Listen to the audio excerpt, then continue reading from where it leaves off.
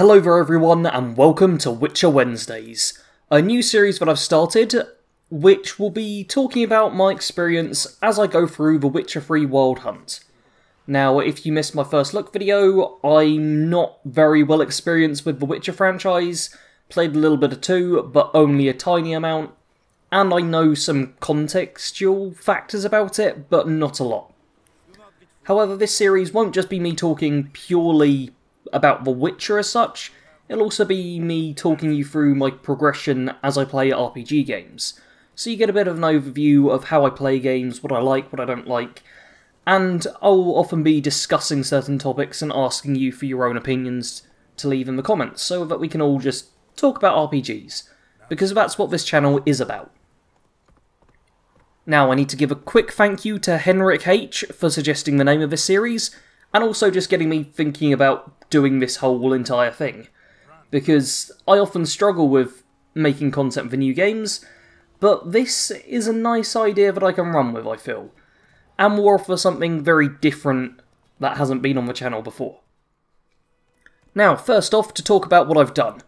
I already did a first look video. If you haven't seen that, then if you look in the top right hand corner of the screen, there should be a little icon, and at some point it should have popped up saying Witcher 3 Wild Hunt First Look. You can go watch that video if you so wish to get a bit more context of the game, and to just see my very first initial impressions of it. Since then I've played for about another hour, so I'm about 2 hours in now. So obviously still very much near the beginning, but out of like the first hurdle almost. Because I feel that if you can play a game for more than an hour, you're going to stick with it for at least a short amount of time. Getting that first initial bit out of the way can often be the biggest challenge. And what I've been doing in the game so far is I started off with trying to progress the main story. I spoke to someone at an inn, he gave me information about the woman I was looking for. Looking for a woman. Like everyone. Not like everyone. And not just any woman. Yennefer of Vengerberg. After that, I was like, yep, let's go find her, and it was all good. I just carried on and did a little bit of adventuring around the village. I also took a look at a poster board. There was lots of kind of background, lots of story I could pick up from it, and also some contracts and stuff.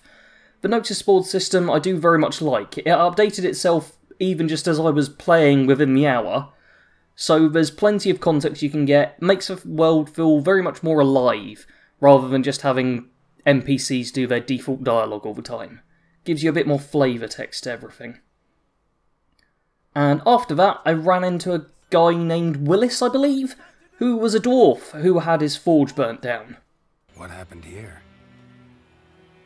Oh, got a wee bit chilly the night, so I set fire to my forge. Got it nice and roaring. Roasted some wieners. He wanted me to go and find the culprit for him, which was quite fun, a little kind of detective mystery, which I really enjoyed, a lot more than I thought. And I found the guy, and once I did, I had a few options for what to do. First off, the guy gave me the option of just letting him go, which I wasn't going to do, or just taking him to the dwarf. So I took him to the dwarf, and then he got sentenced to death pretty much, which was quite nice to see. It's obviously quite a harsh thing, but it kind of pushes forward what the world's like. It's a very harsh world that they're trying to create. And this was a really good way to do it early in the game. This here's the arsonist. A witcher found him. The forge was important to the garrison. Destroying it was sabotage. No trial needed here. Just a tree. After that though, I figured I'd just be a bit more casual. Just lots of wandering about, adventuring. I did run into a few fights along the road with some wolves and stuff. However, I'll talk about that all a bit later on. And I was planning on carrying on with the main quest, but I got held up again by a merchant, as he called himself. He told me that his caravan, or not caravan, horse-drawn cart had been attacked and so on by creatures, and it turns out it hadn't, because I did some investigative work and found the cart and found what had happened. And it had been attacked by an archer. and he had a bow on his back, which was the first thing I noticed about him when I saw him. I was like, oh, the merchant's got a bow. That's a bit strange. Wonder why he's got a bow. That's not something you normally see with merchants. They're often just unarmed. And I ended up doing a bit of investigative work, fought my second enemy type, or third enemy type I think, a drowner, which is quite nice. All very straightforward for the most part though. Then when I got back to him, I had a bit of a branching option. Because at first I got to just speak to him and say whether I wanted to call his bluff about him lying, or if I just wanted to be like, oh yeah, here's the box you wanted, I'm not going to question you. Then after I told him that he was lying, he told me the truth, that he was one of the resistance fighter people that's going on in this world. As you can tell, I don't fully understand all the story. I've got a decent grasp of what's going on, but the game doesn't spout constant exposition at you. However, I then had the choice of helping him out, helping myself out, or helping the occupying force out. And I obviously chose for helping myself out. And after that, it was just a bit more continuing on with the main story, and I got to like a nice little checkpoint afterwards, where I felt happy to just end for the day. So, now I'm going to talk about what went well and what didn't. As for what went well, I was pleasantly surprised with the cutscenes and interactive sections, where it's not just you running around. I want to call them cutscenes, but you do actually make dialogue options in them, so I'm not sure quite what I should call them. But all of them are very well done, they look great, which is always a plus, and I feel that you're given options at the right times. You're not constantly having to make every single minor conversation choice that Geralt makes, but anything that I felt I wanted to have a bit of an option in, the game gave me a bit of an option. And Geralt overall is quite a nice character. I do like him, which is the big thing. If I didn't get on with him, this would be a one-episode series. But at this point, I'm pretty certain I'm going to play for at least a little bit longer. Additionally, just exploring around the world is quite nice. There's something satisfying about the land. It's been very well built, everything feels right. Nothing feels like it's super out of place. It's something that Skyrim did very well itself. There were farms in logical places, people, the density of people always seemed to make sense, and The Witcher's done that as well. The world feels real to an extent. Now, to quickly touch on a couple of things I didn't like. It's mostly combat and movement. The first thing in combat was I got into a fight with some wolves and wargs and stuff on the road. However, as I was fighting them, pretty much on the first attack, I was trying to make sure they didn't attack the Nilfgaard people. So I was like, okay, just swing at them, I got him targeted and everything, this'll go fine. And I swung at him, and oh dear, you've upset the guards, they might attack you. Which was quite annoying to see, because I'd specifically made sure I was targeting, I was thinking, yep, this'll be fine. But no, I still managed to hit the Nilfgaard people. And I couldn't, like, surrender or anything like that to them. They just weren't having it. So I had to kill all of the enemies, and then I had to fight the Nilfgaard for ages, which was basically an impossible fight, because I was a level 1 character, and they were like level 15 or something, and they were on horseback, and knew how to play the game. So that was very annoying. However, I didn't die. When they killed me, I just lost some gold.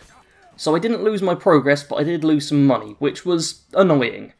It's something I can work around for the most part. I know just to be very cautious in combat when there's NPCs around, but it's still aggravating just how easily it happened. Additionally, something I was warned about was the movement. In combat, dodging and rolling and stuff is alright. It's nothing stupidly stellar that you're going to be amazed or blown away by, but it's also just works, which is good. However, just traversing the land, Geralt does move a bit like a tank. I was warned about this, I can't remember the name of the commenter. If you're around, feel free to say, that was me. But he really has a bit of a momentum problem. And trying to move around with him can be a bit awkward at times, because you kind of shuffle forwards and then you find yourself just overshooting, and it's all just a bit annoying. That's my main gripe with the game so far. There are a few mechanics and a few things that have been done which are just annoying and reduce the whole overall enjoyment factor. That being said, none of it's enough to actually deter me from carrying on playing the game. There is a lot of stuff I like about it, and I'm more than happy to play. One of the things I was most pleased about was seeing that I'd played for about an hour, and I felt like I'd made some good progress and had actually done something worthwhile. Often in RPGs you can end up spending all your time just travelling on one quest, and you'll find a few hours go by before you've actually got the thing done. It's really grindy and long and dull at times. The quests I did in this game were both very short, but quite nice, concise side quests that just let me get on with stuff, and get a bit of progress in without having to eat up too much time. The rewards weren't anything insanely amazing, but they made me feel like I was at least progressing and doing something. Additionally, the main story quest, which I only did a couple of parts of, still felt like I was getting somewhere in the short amount of time, which was very satisfying. I think the worst thing an RPG can do is make you feel like you're not going anywhere. And I think that's going to be it for the first episode of this. This is just me getting started on the game. So I'm still only at 2 hours in, so I'm very much new to everything. But as time goes on, each week I'll be updating you all on my progress, just so you know what I've been doing, how I've been finding things, and to give you a bit of an overall impression of everything. Of course, if you have any feedback, leave it in the comments section below, and I'll be happy to either respond in the comments or add it to next week's video, because as the title suggests, this is going to be a weekly thing.